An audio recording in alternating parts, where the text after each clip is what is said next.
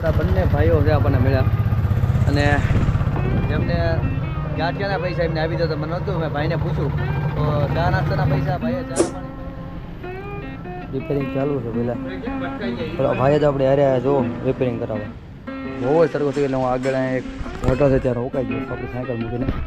બાર પટોળી ગામ છે ત્યાં રોકાણો છું અને અહીંયા જમવાની વ્યવસ્થા થઈ ગઈ છે એટલે જમી કરીને પછી અહીંયા જ આરામ કરો છો. આગળ હાલવાની ઈચ્છા નથી. તો આ જાય છે બાઇક, એ જાય છે રાજુલા તરફ ને આપણે સીધું જવાનું છે મહુવા તરફ. એટલે આપણે હવે સીધા મહુવા તરફ નીકળે કેમ કે આપણે મેન મહુવા સુધી પહોંચવાનું હતું. તો મિત્રો 12:30 થઈ ગયા છે અને વન્ય જીવન અવર જવર વિસ્તાર મતલબ કે ચાલુ થઈ ગયો છે.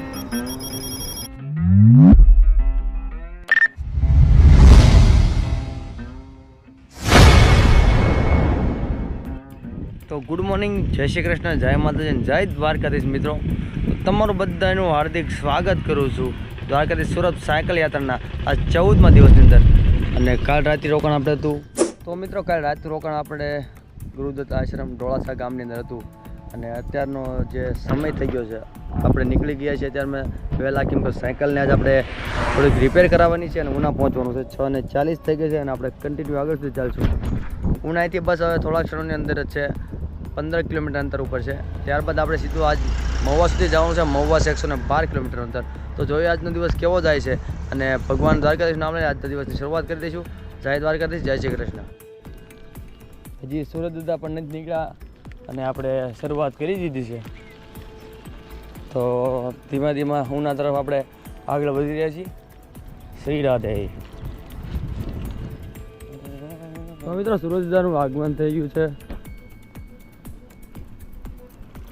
ના સુંદર મજાનું સવારનું વાતાવરણ અદ્ભુત છે.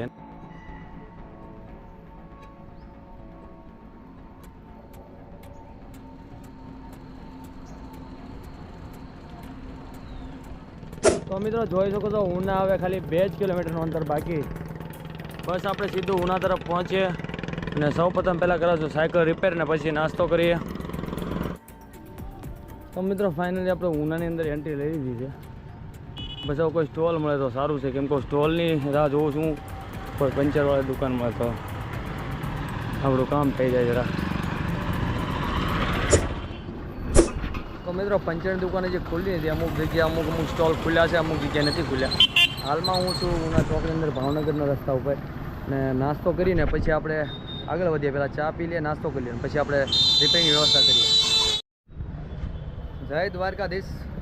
તો મિત્રો આપણે છે ને હમણાં થોડી વાર પહેલાં હું તમને બતાવતો ચા પાણી કર્યા આપણે અને અમે નાસ્તો કર્યો. આપણા બંને ભાઈઓ છે આપણને મળ્યા અને જેમને ગાંઠિયાના પૈસા એમને આવી જતો મને નહોતું. મેં ભાઈને પૂછ્યું તો ચા નાસ્તાના પૈસા ભાઈએ ચા પાણી પાયા અને ચા નાસ્તો કરાવ્યો અમને ખૂબ. હું નામ લઈ જતો મારું નામ અર્જુનભાઈ. તમારું પહેલાં જીરું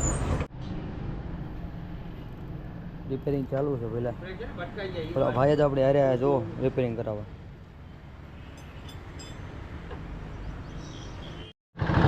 તો મિત્રો ઉનામાં પણ કોળી સમાજના ભાઈઓ છે હમણાં મેં તમને બતાવ્યા.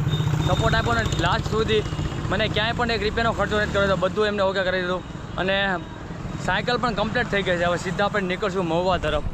તો આ રૂટ તમે જોવો છો. આપણે હમણાં અહીંયા સુધી હતા, સીધા જશું મહુવા તરફ. વિડીયો ન હોય તો વિડીયોમાં લાઈક કરી દેજો, ચેનલ ઉપર ન હોય તો સબસ્ક્રાઈબ કરવાનું ભૂલતા નહીં. જય દ્વારકાધીશ. તો મિત્રો આપણે ઉનાથી નીકળીને મહુવા તરફની આપણી જર્નીની શરૂઆત કરી દીધી છે. તો બસ હવે આપણે કોઈ પણ રોકતો વગર બસ ભગવાનની કૃપાથી આગળ આપણી યાત્રા આમ જ ચાલુ રહે એવી પ્રભુને પ્રાર્થના. અને મહુવા સુધી જવાનું પ્રયાણ કરીએ જે ઓલમોસ્ટ અહીંથી 95 કિલોમીટર છે. તો જોઈએ હવે ક્યાં સુધી પહોંચાય એમ છે. સાંજ સુધીમાં આપણે ટ્રાય કરીશું. જય દ્વારકાધીશ, જય માતાજી. તો મિત્રો થોડીક વાર આપણે બ્રેક લીધો હતો કેમ કે તડકો પણ ખૂબ થઈ ગયો છે. 10:30 જ થયા છે. સામી બાજુ આપણી સાયકલ પડી છે, ઓલી બાજુ. અને થોડીક વાર અહીંયા આપણે આરામ કર્યો, બોટલ અને પાણીને એવું પીએ અને ટાઈમ તમને ચેક કરાવી દઈએ. ટાઈમ થઈ ગયો છે 10:39 અને બસ આપણે થોડીક વાર આરામ કરીને હવે અહીંથી નીકળશું. તડકો હજી થઈ જાય એટલે પાછું. તો મિત્રો બ્રેક લીધા પછી ફરીવાર આપણે આપણી યાત્રા કરી દીધી સ્ટાર્ટ અને 11 વાગ્યા જેવું થવા આવ્યું છે. ધીમે ધીમે આગળ વધીએ, તડકો વધશે ત્યારે આપણે બ્રેક લઈ લઈશું. જય દ્વારકાધીશ. Few moments later. તો મિત્રો થઈ ગયા છે ને વન્ય જીવન અવર જવર વાળો વિસ્તાર મતલબ કે ચાલુ થઈ ગયો છે. મારા સાયકલના ટાયર સિવાય કોઈનો અવાજ નથી આવતો અહીં.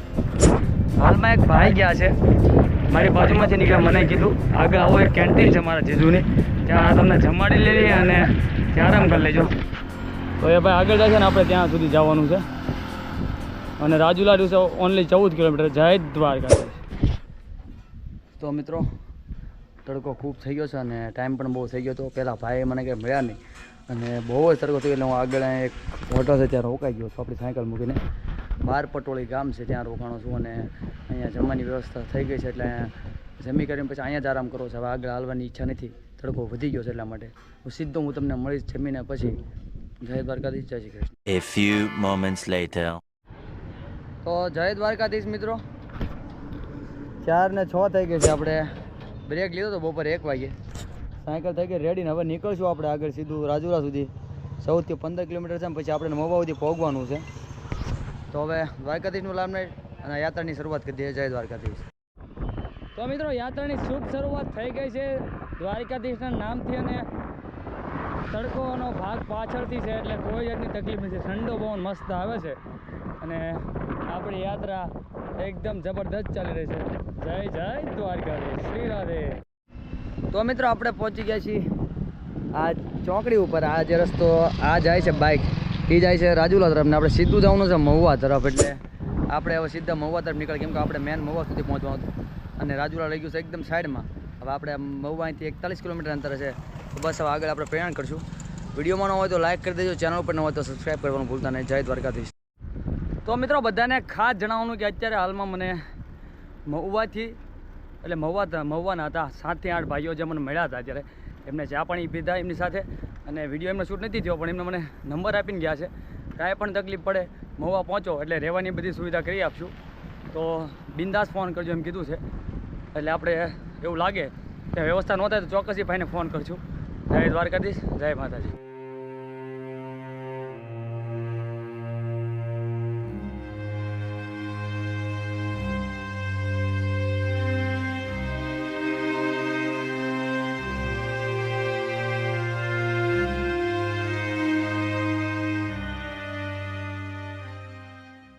Drop it.